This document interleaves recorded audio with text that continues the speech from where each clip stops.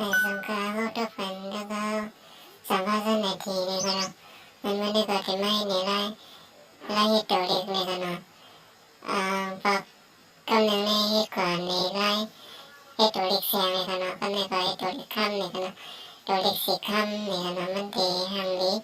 ที่จุกตาเปิ้ลนี่ก็เนาะมันไม่ได้ก็ที่ไม่ในไล่เทียงมันก็ติดมันก็ติดมันกันได้กันเนาะในแอปตัวนี้ก็กันนะแต่วางลิงก์มันไว้ใต้คลิปวิดีโอนี่กันนะมาได้สมุนค่ะอย่าลืมกดไลค์อยากแต่หมดกดแชร์อยากก็เด็กสักมันมาละให้เลือกเป็นสีดำมันเดี๋ยวนี้เนาะสีลำสอนเนี่ยสีลำสอนอย่าก็เตียนตัวเล็กค่ะเขาตีเตียนสีเฮาค่ะเนาะสัมภาษณ์เนี่ยค่ะเนาะไก่เตียนสิ่งที่เขาไล่เนี่ยค่ะเนาะแล้วก็ตั้งเล็กตั้งใหญ่ตัวเล็กค่ะเนาะแล้วก็มาเล็กพร้อมนั่นค่ะเนาะเอาสไตล์นั่นค่ะเนาะ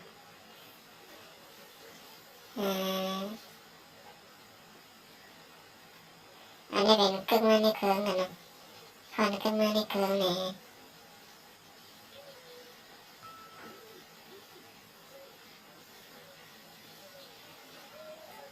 ที่เหลืออันไหนนี่ค่ะเหลืออันไหนตัวมันใหญ่เลยนี่ค่ะ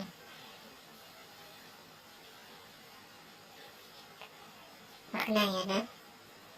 แล้วก็ใส่เงามันกันเนาะใส่เงามันให้มันเป็นสีเหลืองกันนะบอกหน่อยบอกค่ะบอกหน่อยแล้วก็เสียบค่ะแล้วก็มาตัดค่ะเขาในแอปตัดค่ะเนาะซอฟต์แวร์อันตัดนี่ค่ะเนาะแล้วก็มาเจาะรูนี่ค่ะเนาะขุดมาเฮ็ดให้มันป่องๆเลยค่ะนะ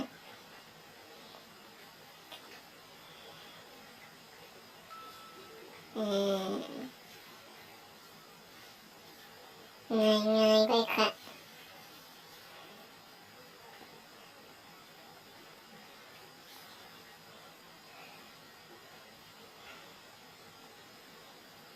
เอาสีค่ำนี่กันนะเฮ็ดตัวเล็กสีค่ำนี่กันนะอย่าเข้ามาแบบอย่าเข้ามาเล็กแค่พังอันนี้แค่พังค่ำได้แน่แต่ได้ก็โหลดมาในสตูกันนะในอันสิกะใน Google นะคะเนาะแล้วก็เลือกแค่พังเนาะแก้ความมาไกลเข้มเลย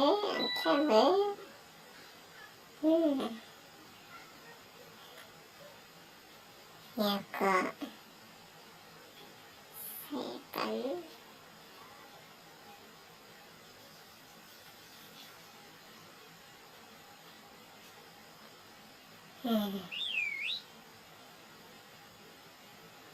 ให้ย้ำกันกันในอินนะ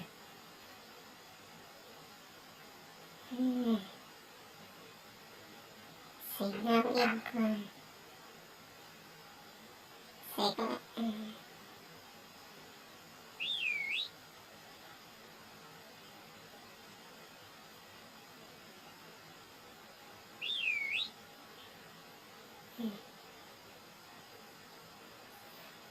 แล้วก็เช็ดเหมือนเก่า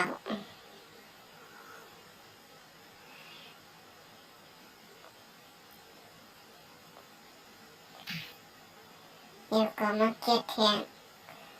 2 ขั้นตอนกันเนาะการดังสุด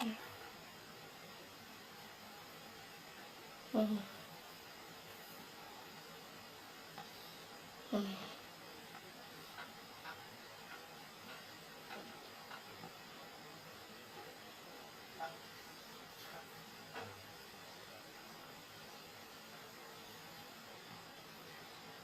ด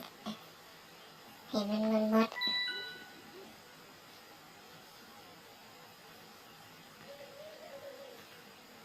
ใช่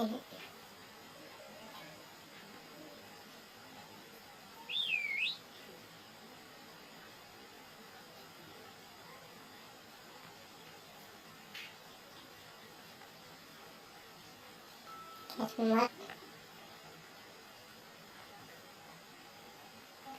เอาออกหมดปัดขนปัดหักออกหมดไม่กระตัวเล็กมันละลายไหมตีห้างนี้นี่นะ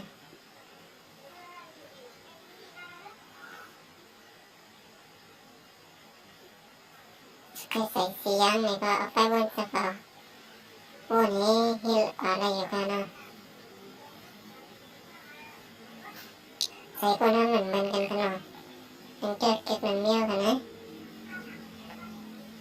ทุกเซมีก็มีใส่พื้นค่ะ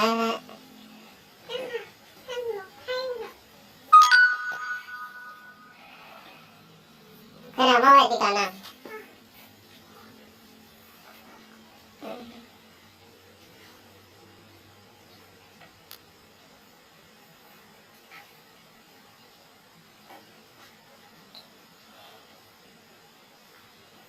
ที่น้ำเองกันนะจะเข้มยาวๆนี่กันนะโอเคก็อย่าลืมกดไลค์กดแชร์กด subscribe กันน่าเสกกันกันนะในสงกรานต์กันเป็นอย่างกันเพียงคลิปหน้ากันนะในสง